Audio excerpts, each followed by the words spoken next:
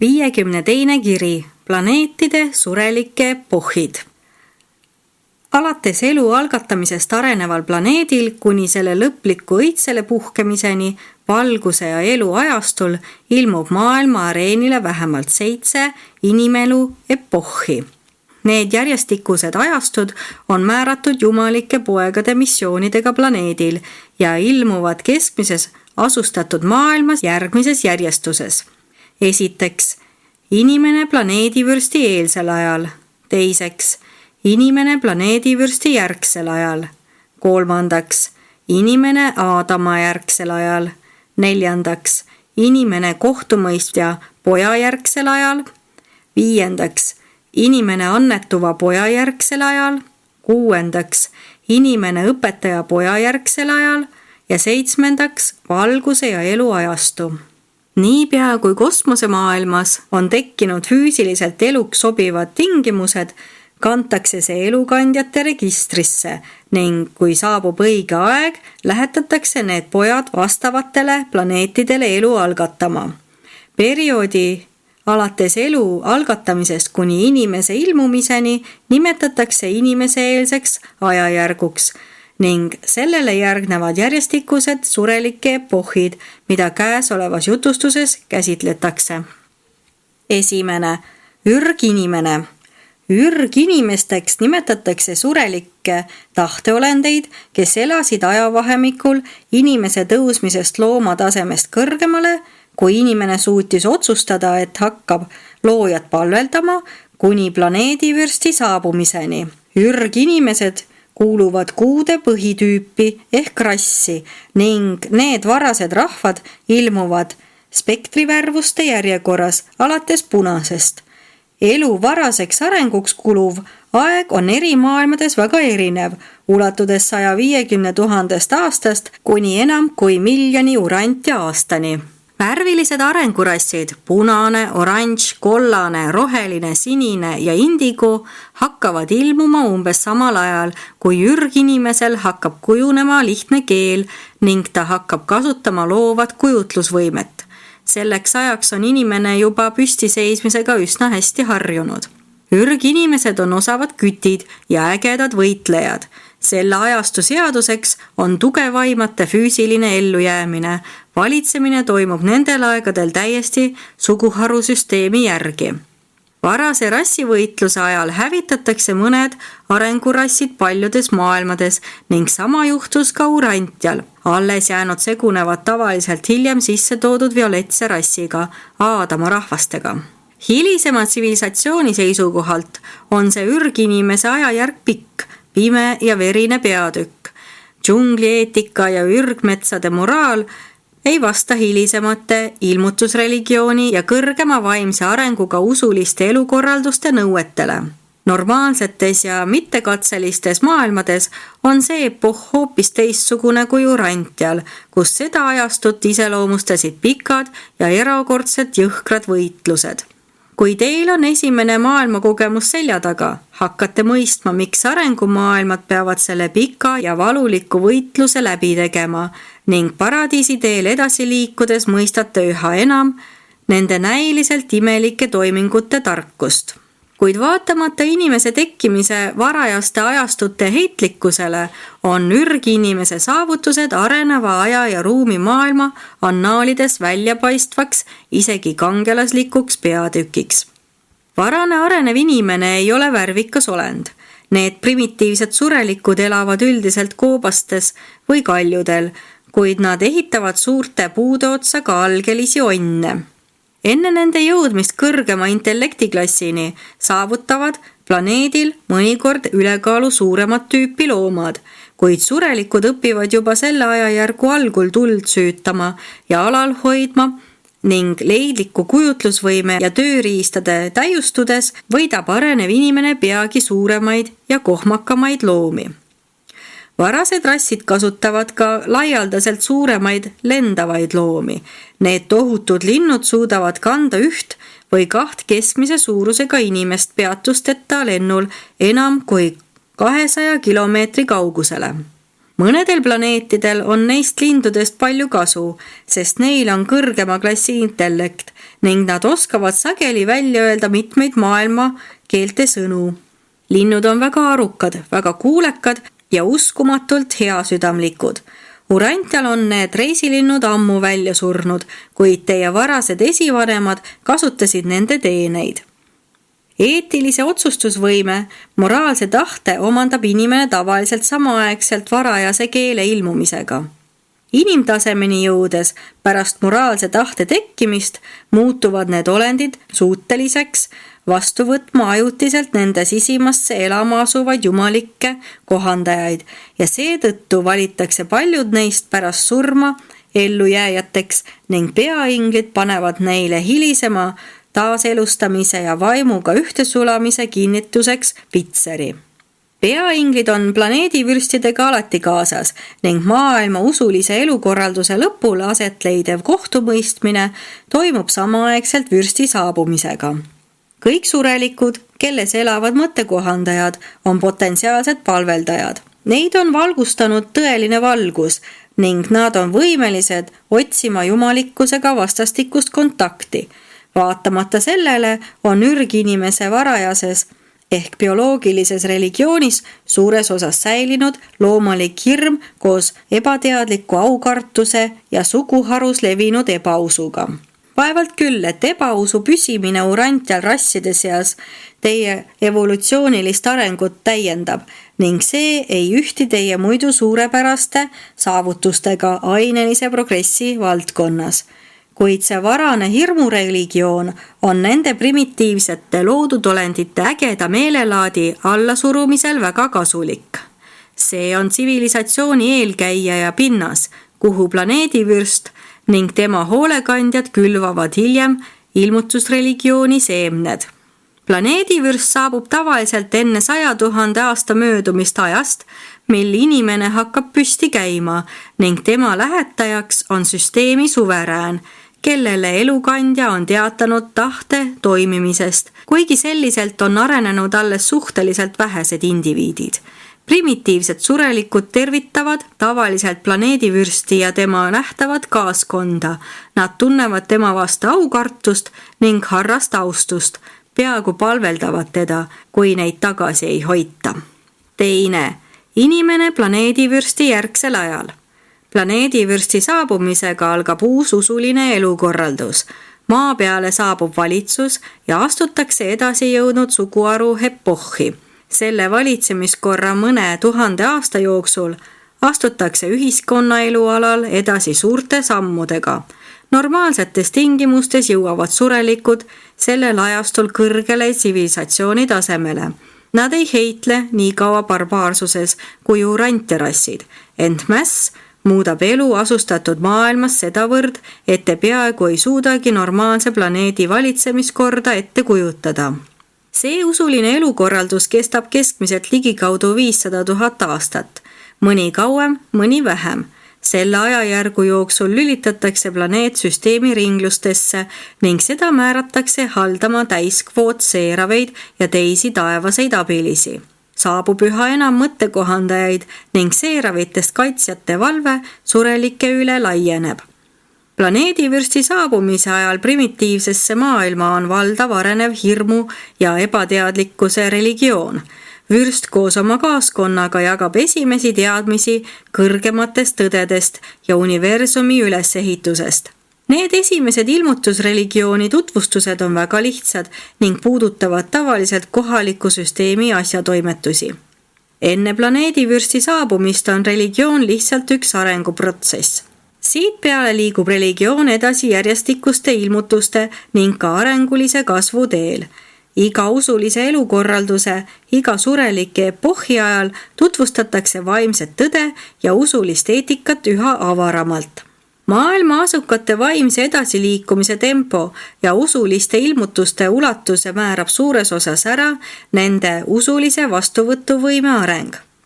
See usuline elukorraldus on vaimse koidiku tunnistajaks ning eri rassidel ja nende suguharudel kujunevad tavaliselt välja erinevad usulise ja filosoofilise mõttesüsteemid.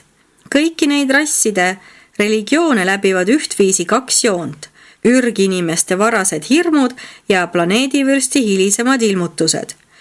Mõnes mõttes näib, et urantialased ei ole planeedi sellest arenguetapist päriselt edasi jõudnudki. Selle raamatu uurimist jätkates näete selgemini, kui kaugele evolutsiooni ja arengu keskmisest kursist teie maailm on kõrvale kaldunud. Kuid planeedivürst ei ole rahuvürst. Rassidevahelised võitlused ja suguharude sõjad jätkuvad veel ka selle usulise elukorralduse ajal, kuid üha harvemini ja väiksema intensiivsusega. See on suur rasside hajumise ajastu, mis kulmineerub ägeda natsionalismi perioodiga. Suguharude ja rahvaste rühmitused moodustavad värvuste alusel ning eri rassidel kujunevad sageli välja omad keeled. Iga laienev surelike rühm kaldub teistest eralduma. Seda eraldumist soodustab ka keelte paljusus. Enne mitme rassi ühinemist hävitab nendevaheline halastamatu sõda mõnikord terveid rahvaid, eriti kalduvad selliselt hävima oranžid ja rohelised inimesed. Keskmistes maailmades hakkab rahvuslik elu vürsti valitsemisaja lõpupoole välja tõrjuma suguharulist elukorraldust või õigemini end olemasolevatele suguharurühmitustele peale suruma, kuid vürsti ajastu üks suur ühiskondlik saavutus on pereelu tekkimine. Kui varem põhinesid inimsuhted peamiselt suguharudel, siis nüüd hakkasid tekkima kodud. Selle usulise elukorralduse ajal kujuneb välja sooline võrdsus. Mõnel planeedil võivad mehed naiste üle valitseda, teistel on olukord vastupidine. Sellel ajastul jõustub normaalsetes maailmades sugupoolte täielik võrdsus, mis on ettevalmistuseks koduse elu ideaalide täielikule realiseerumisele. See on kodu kuldajastu koidik. Suguharu keskse valitsemiskorra idee annab teed rahvaelu ja pereelu kahesele mõistele. Sellel ajastul hakatakse tegelema põllumajandusega. Pereidee levik ei ole ühitatav küttide rändava ja ebastabiilse eluviisiga. Järk-järgult harjutakse paikse eluviisi ja maaharimisega. Peagi järgneb loomade kodustamine ja kodukäsitöö areng. Bioloogilise arengu tippu jõudes saavutatakse kõrge tsivilisatsioonitase, kuid tehniline areng on alles algusjärgus. Leiutised on iseloomulikud järgmisele ajastule. Selle ajajärgu lõpuks rassid puhastuvad ja saavutavad füüsilise täiuse ning intellektuaalse jõuseisundi. Normaalse maailma varasele arengule aitab suuresti kaasa kava, mille kohaselt kõrgemat tüüpi surelike lisandumist edendatakse madalamate proportsionaalse kärpimise teel.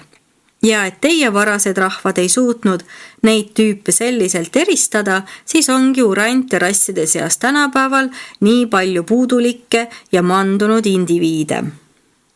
Üheks vürstiajastu suureks saavutuseks ongi see vaimselt puudulike ja sotsiaalselt kõlbmatute indiviidide paljunemise piiramine. Ammu enne teiste poegade aadamate saabumist tegeleb enamik maailma tõsiselt rassi puhastamise küsimustega. Urante rahvad ei ole sellega veel tõsiselt tegelema hakanud. Kui rassi täiustamise probleem lahendada inimarengu varasel etapil, ei ole see nii ulatuslik ettevõtmine. Eelnenud suguharude vaheliste võitluste ja karmi konkurentsi periood rasside ellujäämiseks on enamikku ebanormaalsest ja puudulikust ainesest juba välja kitkunud. Suguharu primitiivses ja sõdupidavas ühiskonnakorralduses ei ole idioodil palju ellujäämisvõimalusi, kuid teie osaliselt täiustunud tsivilisatsioonide võlts sentimentaalsus edendab, kaitseb ja põlistab areneva inimese lootusetult defektseid tüvikondi. Mandunud inimolendite päästmatult ebanormaalsete ja kõlbmatute surelike suhtes asjatut osavõtlikkust ilmutada pole ei hellus ega altruism. Ka kõige normaalsemates arengumaailmades on küllalt erinevusi indiviidide ja arvukate ühiskonnarühmade vahel, mille suhtes üles näidata kõiki neid üllaid altruistlikke tundeid ja surelikke isetut hoolitsust. Põlistamata seejuures areneva inimkonna sotsiaalselt kõlbmatut ja moraalselt mandunud ainest. On küllaldaselt võimalusi rakendada oma sallivust ja altruismi nende õnnetute ja hädas olevate indiviidide suhtes, kes ei ole pöördumatult kaotanud oma kõlbelist pärandit ega igaveseks hävitanud oma vaimse sünni õigust. 3. Inimene Aadama järgsel ajal. Kui areneva elu algtõuge on oma bioloogilised võimalused ammendanud, kui inimene on jõudnud loomse arengu tippu, saabub teine pojaseisuse klass ja juhatatakse sisse teine armu ja hoolekande usuline elukorraldus. Nii toimub kõigis arengumaailmades. Kui on saavutatud areneva elu kõrgeim võimalik tase, kui ürginimene on tõusnud bioloogilise astmestiku tippu, ilmuvad planeedile alati aineline poeg ja tütar, kelle on lähetanud süsteemi suverään. Aadama järgsetele inimestele annetatakse üha enam mõttekohandajaid ning üha enam surelikke omandab võime kohandajaga hiljem ühte sulada. Laskuvate poegadena ei ole Aadamatel sisimas kohandajaid, kuid nende otsesed ja segunenud järglased planeedil saavad õiguspärasteks saladuslike järelvaatajate vastuvõtukandidaatideks, kui selleks tuleb aeg. Aadama järgse ajastu lõpuks on planeedile saabunud taevaste hoolekandjate täiskvoot, kuid kohandajaid pole ühte sulamiseks kõigile veel annetatud. Aadama valitsemiskorra esmaseks eesmärgiks on mõjutada arenevat inimest, lõpetama oma üleminekut küti- ja karjakasvataja tsivilisatsiooni astmelt põllu- ja aiapidaja astmele, mida täiendavad hiljem tsivilisatsiooni lindlikud ja tööstuslikud vormid. Selle bioloogiliste ülendajate usulise elukorralduse 10 000 aastast piisab imelise muundamise teostamiseks. Planeedivürsti ja ainelise poja ühise targa haldamise 25 000 aastaga saab sfäär tavaliselt küpseks kohtumõistja poja saabumiseks. See ajastu on tavaliselt tunnistajaks, kuidas kõlbmatute likvideerimine lõpule viiakse ja rassitüvesid veelgi põhjalikumalt puhastatakse. Normaalsetes maailmades on puudulikud loomalikud kalduvused paljunemisainesest peaaegu kaotatud. Aadama järglased ei sula kunagi kokku arengurasside alamate tüvikondadega. Planeedi Aadama ja Eeva jumalikku kavasse ei kuulu samuti isiklik paariheitmine arengurahvastega. See rassi täiustamise ülesanne jääb nende järglastele, ent enne, kui juhatatakse sisse rassiga ühtesulamise hoolekanne, koondatakse ainelise poja ja tütre järglasi mitme põlvkonna vältel. Aadama eluplasma surelikele rassidele annetamise tulemusena paranevad kohe nende intellektuaalsed võimed ja kiireneb vaimne edasiliikumine. Tavaliselt toimub ka füüsiline täiustumine. Aadama järgne usuline elukorraldus on keskmises maailmas suur leiutiste, energiajuhtimise ja tehnilise arengu ajastu. See on mitmesuguste tootmisvormide ilmumise ja loodusjõudude üle kontrolli saavutamise algusaeg. See on planeedi uurimise ja lõpuks enesele allutamise kuldajastu. Maailma aineline progress toimub suures osas just sel ajal, mil algab loodusteaduste areng, just sellel epohhil, mis on Urantial praegu. Teie maailm on planeetide keskmisest ajakavast terve ühe usulise elukorralduse võrra ja rohkemgi maha jäänud. Kui Aadama usuline elukorraldus normaalsel planeedil lõpeb, on rassid tegelikult segunenud, nii et võib tõesti kuulutada, et Jumal on teinud ühest verest kõik rahvad ning et tema poeg on teinud ühte värvi kõik rahvad. Selle ühte sulanud rassi värvus on midagi oliivikarva violetset, sfääride rassi valge. Ürginimene on enamasti lihasööja, ainelised pojad ja tütred liha ei söö, kuid nende järglased kalduvad tavaliselt mõne põlvkonna jooksul muutuma kõigesööjateks, kuigi mõnikord jäävad terved nende järglaste rühmad ka mitte lihasööjateks. See Aadama järgsete rasside kahene päritolu seletab, miks neil segunenud inimtüvedel tuleb anatoomias ette nii taime kui ka lihasööjate loomade jädemelisi elundeid. 10 000 aasta jooksul pärast rasside ühtesulamist ilmutavad sellest tekkinud tüvikonnad erineval määral anatoomilist segunemist, kusjuures mõned tüved kannavad endas rohkem mittelihasööjate vanemate märke, teistes ilmneb rohkem lihasööjate eelaste iseloomulikke jooni ja füüsilisi iseärasusi. Enamik neist maailma rassidest saab peagi kõigesööjateks ning kasutab toiduks väga mitmesuguseid nii looma- kui ka taimeriigist pärinevaid saadusi. Aadama järgne epohh on internatsionaalse elukorralduse aeg. Rasside segamise ülesanne on peaaegu täidetud, natsionalism muutub nõrgemaks ja hakkab tõeliselt välja kujunema inimestevaheline vendlus. Monarhistliku või paternaalse valitsemiskorra asemele tuleb esindusvalitsus. Haridussüsteem muutub ülemaailmseks ja rasside keeled asenduvad järk-järgult violetse rahvakeelega. Harva saavutatakse üldine rahu ja koostöö enne, kui rassid pole üsna hästi segunenud ning kuni nad ei räägi ühist keelt. Aadama järgse ajastu viimaste sajandite jooksul areneb välja uus huvi kunsti, muusika ja kirjanduse vastu ning see ülemaailmne ärkamine on signaaliks kohtumõistjapoja ilmumisele. Seda ajajärku kroonivaks arenguks on üldine huvi intellektuaalsete reaalsuste, tõelise filosoofia vastu. Religioon muutub vähem natsionalistlikuks, kujuneb üha enam üldiseks planeedi asjaks.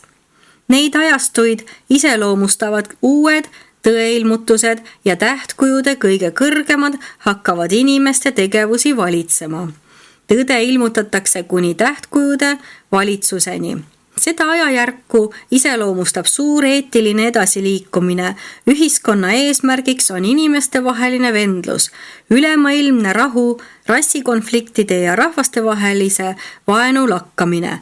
Näitab, et planeet on küps pojaseisuse 3. klassi kohtumõistjapoja saabumiseks. 4. Inimene kohtumõistjapoja järgsel ajal. Normaalsetel ja ustavatel planeetidel on surelike rassid selle ajastu alguseks omavahel segunenud ja bioloogiliselt kõlblikud. Rassilised ja värvustest tulenevad probleemid puuduvad, kõik rahvad ja rassid ongi sisuliselt ühest verest. Õitseb inimeste vaheline vendlus ning rahvad õpivad elama maa peal rahus ja vaguralt. Niisugune maailm seisab suure ja tippkõrgust saavutava intellektuaalse arengu lävel. Kui arengumaailm saab selliselt kohtumõistmisajastu alguseks valmis, ilmub kohtumõistmismissioonile avonalpoegade kõrge klassi esindaja. Planeedi vürst ja ainelised pojad pärinevad kohalikust universumist. Kohtumõistjapoeg saabub paradiisist. Kui paradiisi avonaalid tulevad surelike sfääridele lihtsalt usulise elukorralduse õigusemõistjatena, siis ei kehastu nad kunagi. Ent kui nad tulevad kohtumõistmismissioonidele, siis vähemasti esimesel korral nad alati kehastuvad, kuigi ei koge sündi ega ka sure, nagu surrakse selles maailmas. Nad võivad jääda teatavatele planeetidele valitsejateks ja elada seal mitme põlvkonna jooksul. Missiooni lõppedes loobuvad nad oma elust planeedil ja pöörduvad tagasi endisesse jumaliku pojaseisuse staatusesse. Iga uus usuline elukorraldus avardab ilmutusreligiooni vaatevälja ja kohtumõistjad pojad avardavad tõe ilmutamist, kirjeldades kohaliku universumi ja kõigi selle harude tegevust. Pärast kohtumõistjapoja esimest külaskäiku vabastavad rassid end peagi majanduslikult. Sõltumatuse säilitamiseks vajalikule igapäevatööle kulub teie aja järgi 2,5 tundi.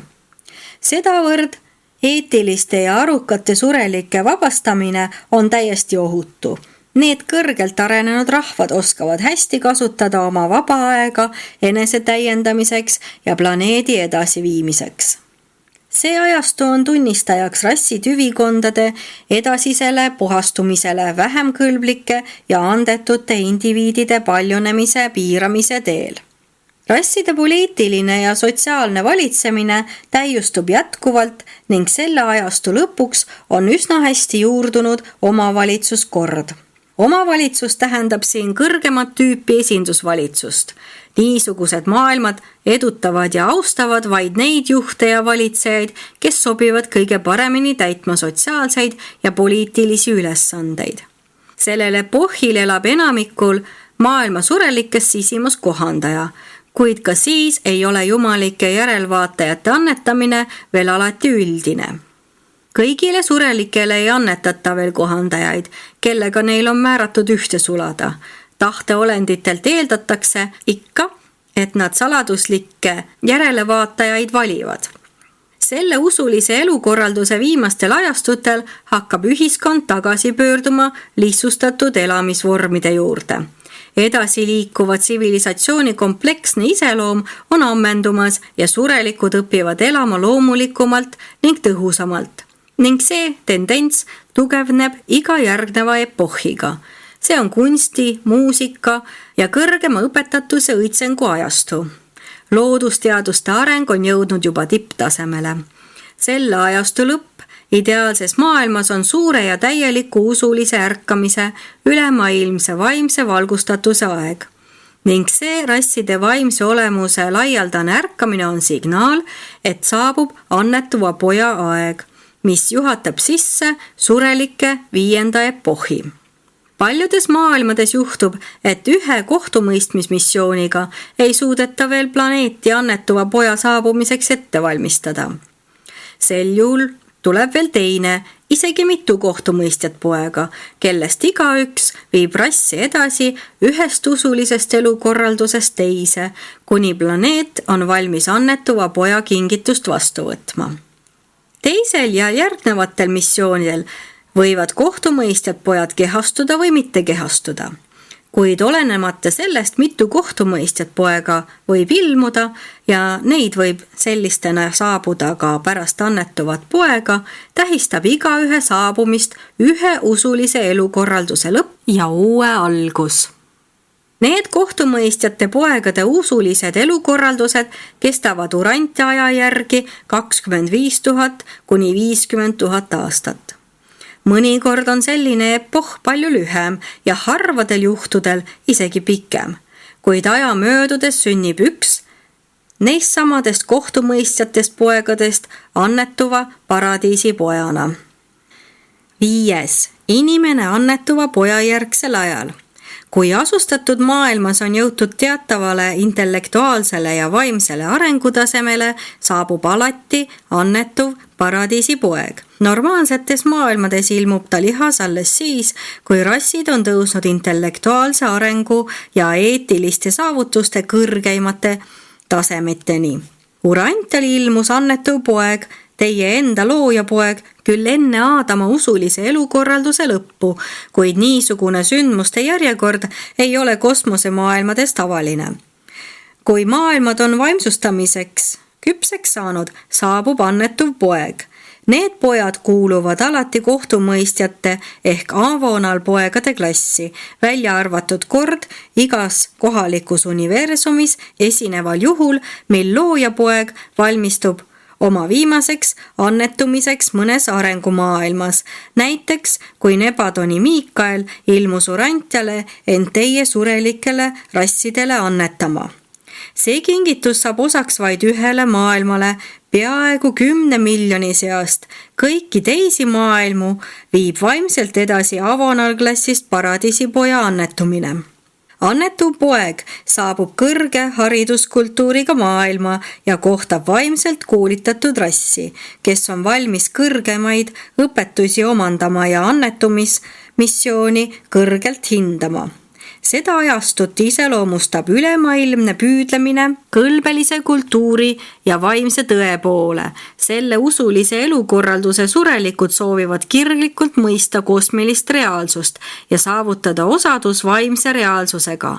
Tõeilmutused avarduvad, et hõlmata ka superuniversumit.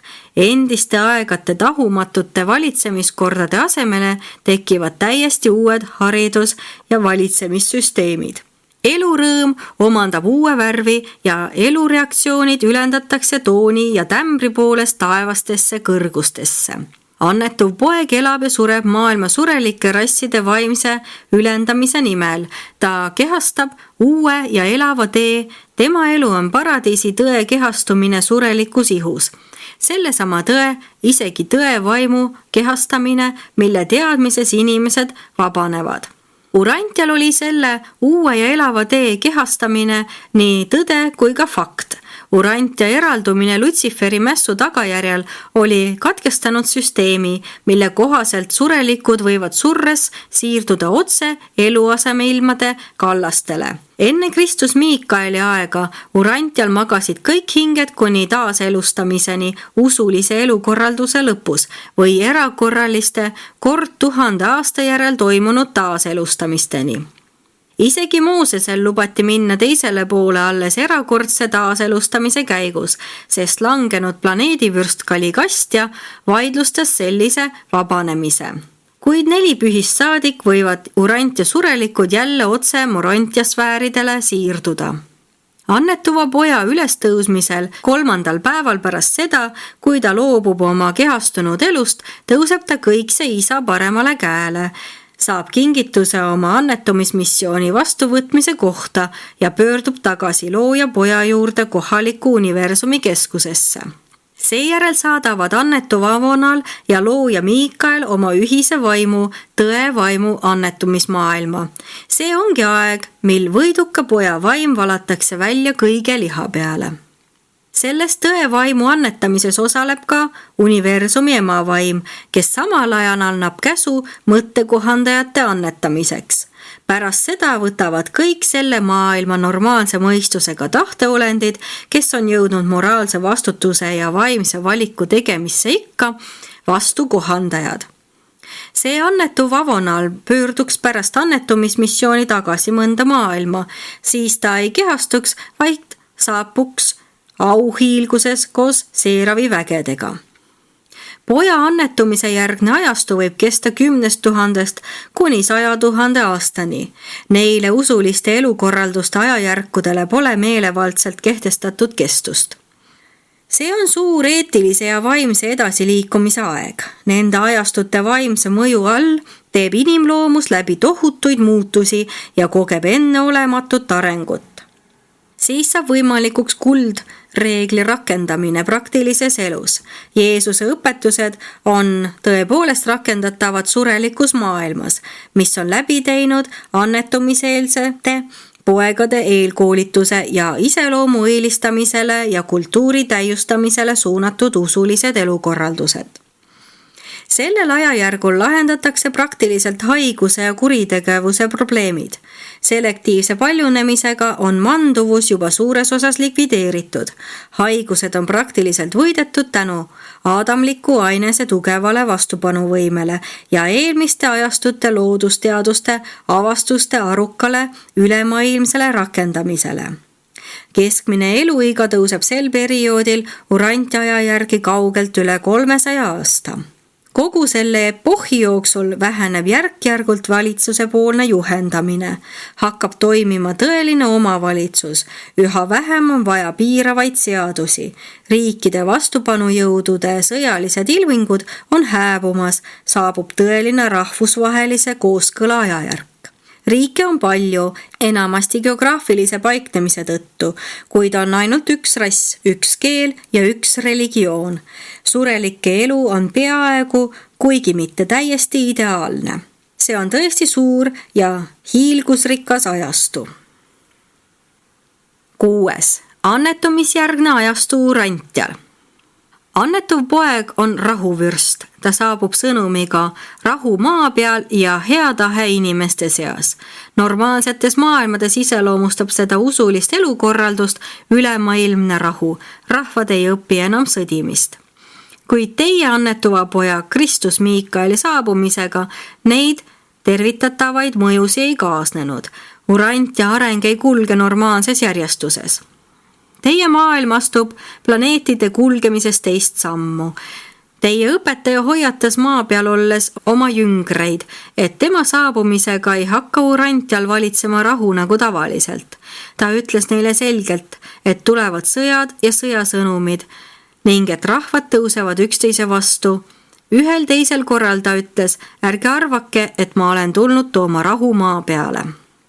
Ka normaalsetes arengumaailmades ei ole inimeste ülemaailmset vendlust kerge saavutada. Urantia taolisel segaduses ja häiritud planeedil kulub selle saavutamiseks palju rohkem aega ja pingutusi.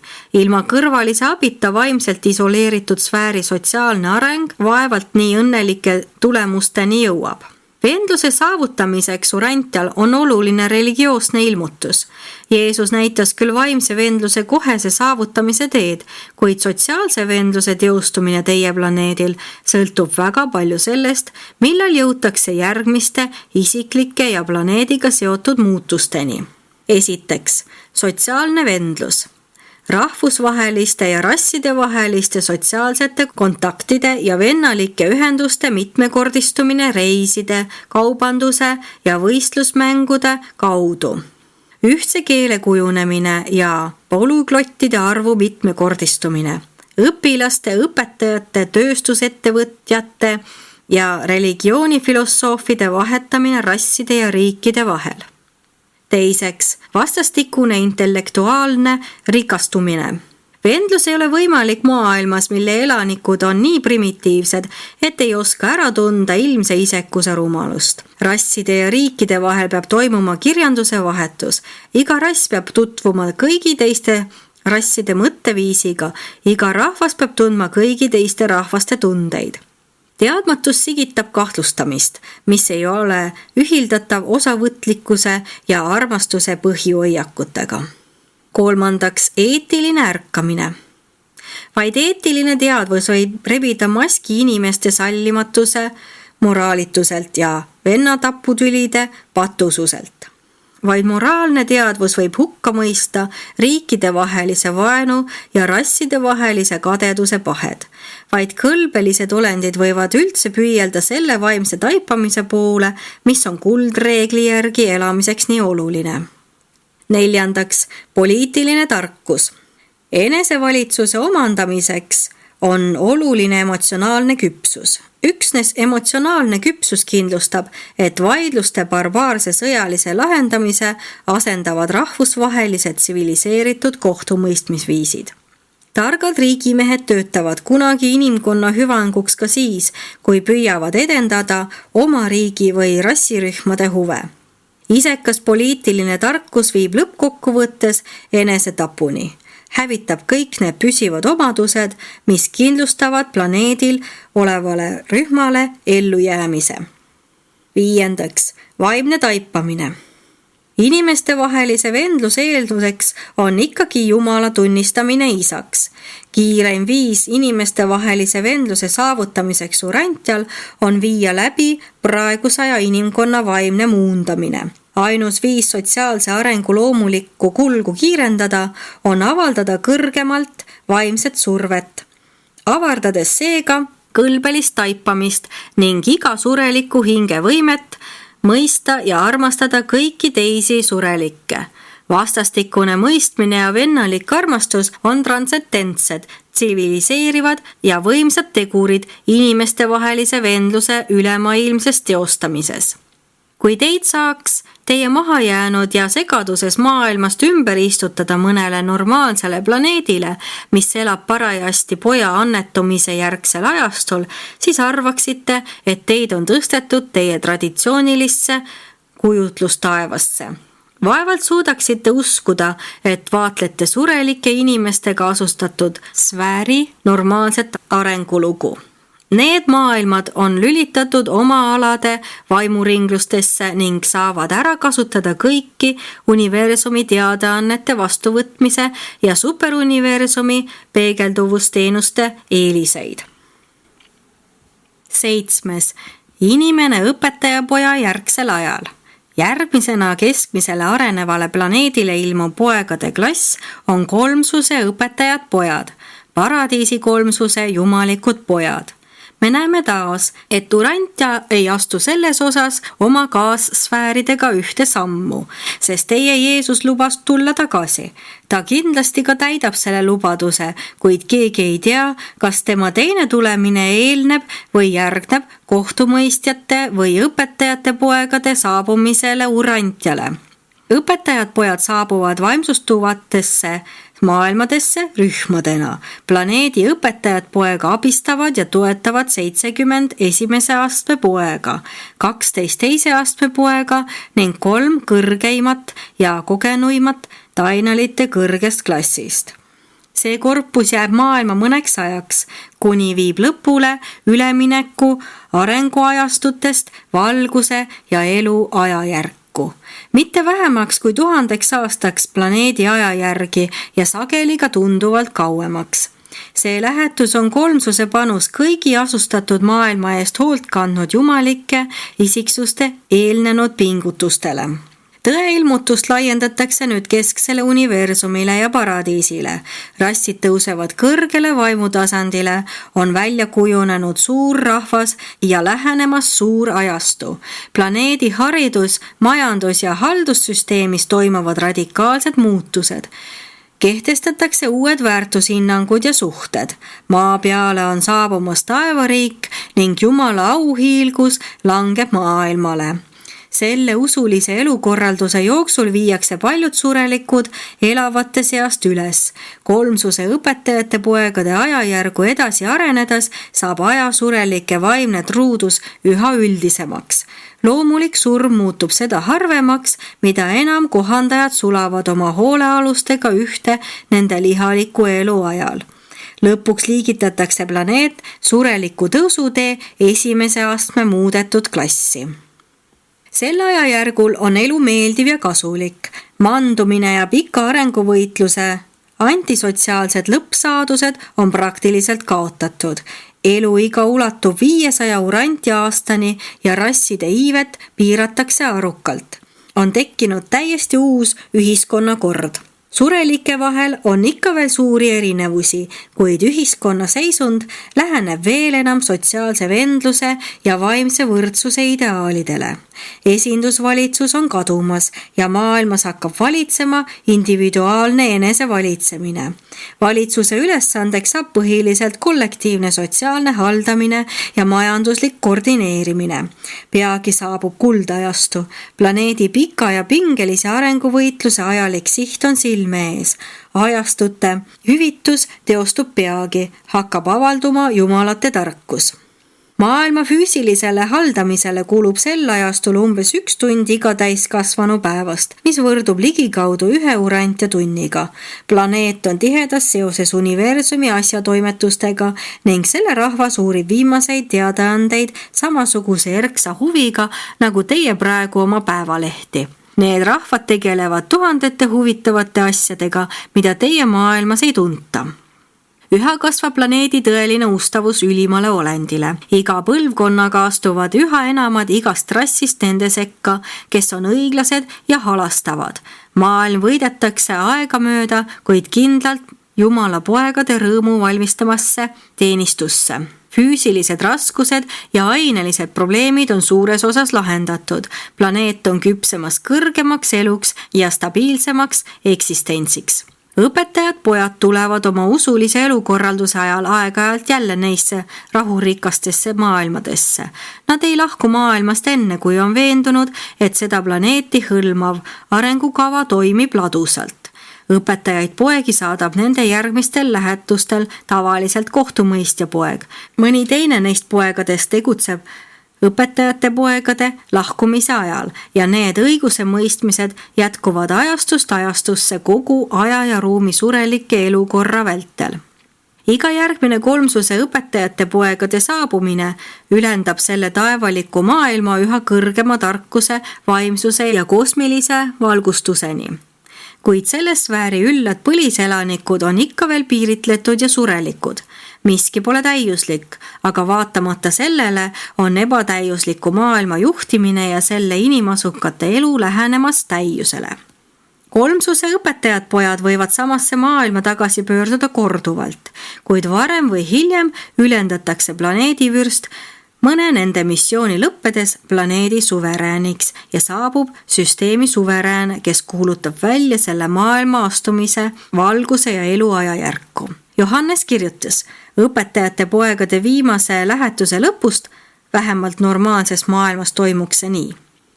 ma nägin uut taevast ja uut maad ning uut Jeruusalemma taevast Jumala juurest maha tulevat, valmistunud otse kui vürstinna, kaunistatud oma vürstile. See on sama uuendatud maa, kõrgem planeedi ajastu, mida nägi vana aja nägija, kui ta kirjutas. Sest otse kui uued taevad ja uus maa, mille ma teen, püsivad minu palge ees. Nõnda püsite ka teie ja teie lapsed ja noorkuust noorkuusse ning hingamispäevast hingamispäeva tuleb kõik liha mu ette kummardama, ütles Issand. Just selle ajastu surelikke kirjeldatakse kui valitud põlvkonda, kuninglikku preesterkonda, püha ja ülendatud rahvast ning te peate kuulutama tema aulisi tegusi, kes teid on kutsunud pimedusest oma imelise valguse juurde. Missugune ka ei oleks iga üksiku planeedi enda loomulik ajalugu, vaatamata sellele, kas maailm on olnud täiesti ustav, vahest määritud või patuga nuheldud, mis ka ei oleks olnud enne, varem või hiljem juhivad Jumala arv ja inglite hoolekanne neid kolmsuse õpetajate poegade saabumise päevani ja nende lahkumine pärast viimase missiooni lõpule jõudmist juhatab sisse selle suurepärase valguse ja elu ajajärgu. Kõik Satan ja maailmad võivad ühineda selle ühe lootusega, kes kirjutas: meie ootame aga tema tõotusi järgi uusi taevaid ja uut maad, kus õigus elab. Sellepärast, mu armsad, seda oodates püüdke, et ta teid leiaks veatuina ja laitmatuina rahus. Õpetajapoja korpuse lahkumine selle esimese või mõne järgmise valitsemisaja lõpus juhatab sisse valguse ja elu ajajärgu koidiku, mis on lävi üleminekuks ajast igaviku eeskotta. Valguse ja elu ajastu teostumine planeedil ületab kaugelt urant ja surelike suurimatki ootused, sest nende ettekujutused tulevasest elust pole ulatunud kaugemale religioossetes uskumustes sisalduvatest mõistetest, mis kirjeldavad taevast kui ellu jäävate surelike vahetut saatust ja lõplikku elupaika. Esitanud ajutiselt Gabrieli kaaskonna juurde kinnistatud vägev sõnumitooja,